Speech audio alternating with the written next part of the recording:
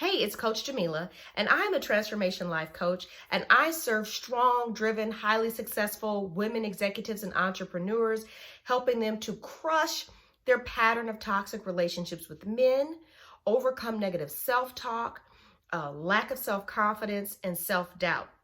Now, you may say, aren't those things kind of diametrically opposed? If they're so strong and successful, why would they be dealing with a lack of confidence or all these other things? Well, these struggles are secret because you're right. Strong, successful women often do appear to have it all together, but we're only human. And so I uplift and support and encourage such women in my transformation life coach practice. Now, in this video, we are talking about a struggle that probably is not just something that strong women deal with, but it may be something that maybe surprises other people that strong women deal with, and that is accepting inappropriate behavior from men. So what do I mean? So I have yet to meet someone who in some way either has not personally been victimized or knows someone who's been victimized as a little girl, as far as being molested or touched inappropriately by an adult male or a teenage male when they were very small. It's so prevalent that it's mind-blowing. And how it shows up can be so subtle that we're often not aware of it even being a factor in why we are putting up with and accepting certain things from men that we shouldn't be. So let me put it to you like this. When you're dating, we all go into that with an idea of what it is we are and are not going to accept or engage in physically. And if we have unfortunately attracted a man that plays to our pattern of toxicity, which we'll talk about a little bit later, but if that's the type of man you're dealing with, which sometimes you're not aware of right away, what can happen is this type of man will push your boundaries and try to get you to compromise because his goal is to satisfy his selfish physical desires. His focus is not on your feelings, your desire to maintain a limit boundary in how you carry out this process. His goal is to satisfy himself.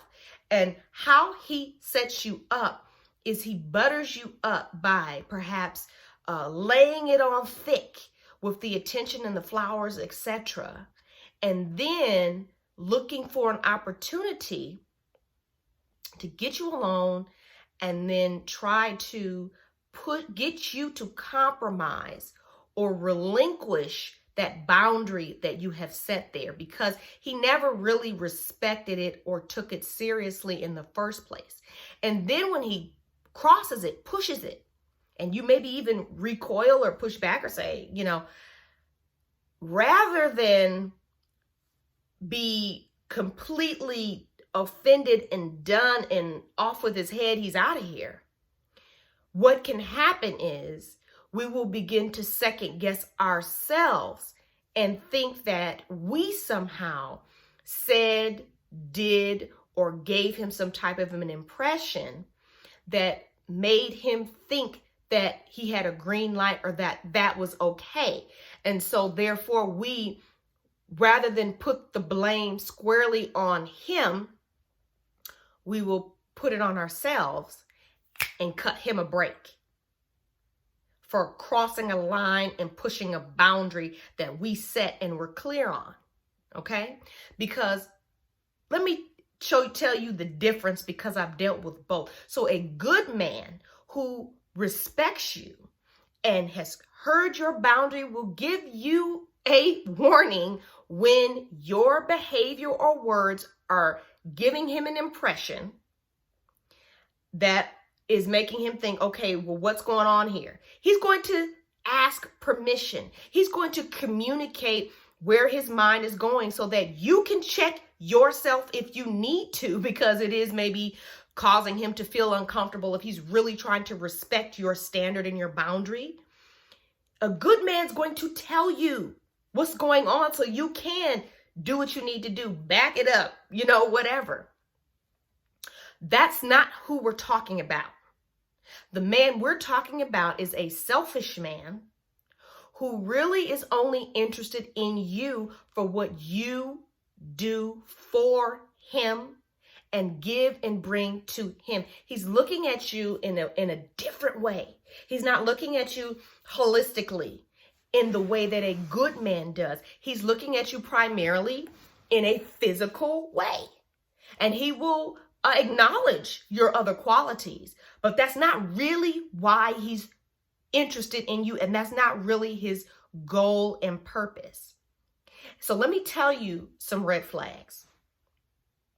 Listen to his story about his past.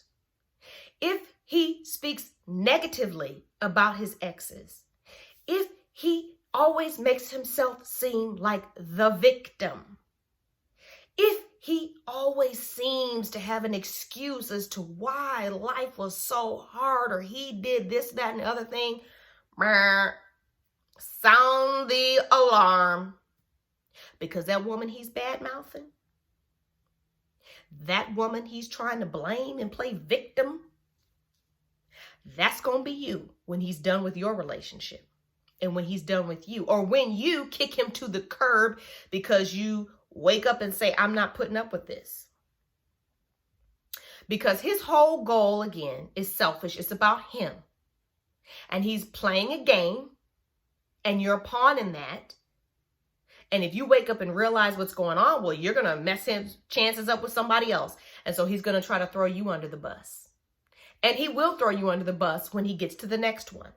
Because unfortunately, there are some women who want to think and feel and believe that they are better than the previous woman, when what they don't get is that the man has not changed. He's the common denominator. He's the one you need to be worried about. Because if he's dogging her out, what is he going to say about you? Okay?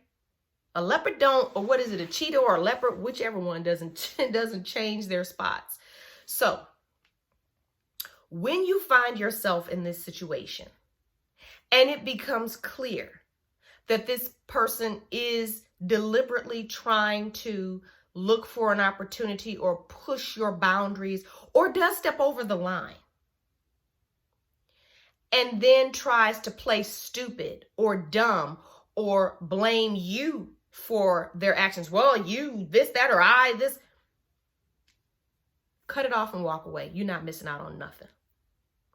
Because a person who is genuinely sorry, sincerely sorry about their actions, is sincerely concerned about your boundaries, about your standards, about what you're trying to maintain and do, isn't going to make excuses, isn't going to try to blame you, isn't going to try to play dumb and act like he doesn't know what you're talking about and that you're crazy.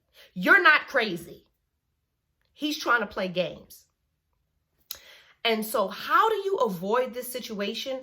Well, you don't get involved with guys like this in the first place. And how do you avoid that? Well, you have to get an understanding of what your relationship attraction pattern is. And that is something that I do with all of my clients in digging down to the root causes of this pattern and breaking it. And primarily these behaviors originate in childhood and typically in that relationship with their father. So if this whole scenario sounds very familiar, and if you feel like this is something that you want to make sure you correct so you don't have this struggle any further, I encourage you to book a consultation with me, or you can send me a DM on Instagram. No matter which platform you're watching this video on, I encourage you to like, subscribe, share it if you think a friend could benefit. And I want to thank you for watching. And that's it for today, but I look forward to seeing you here, and this will not be the last time we talk about this.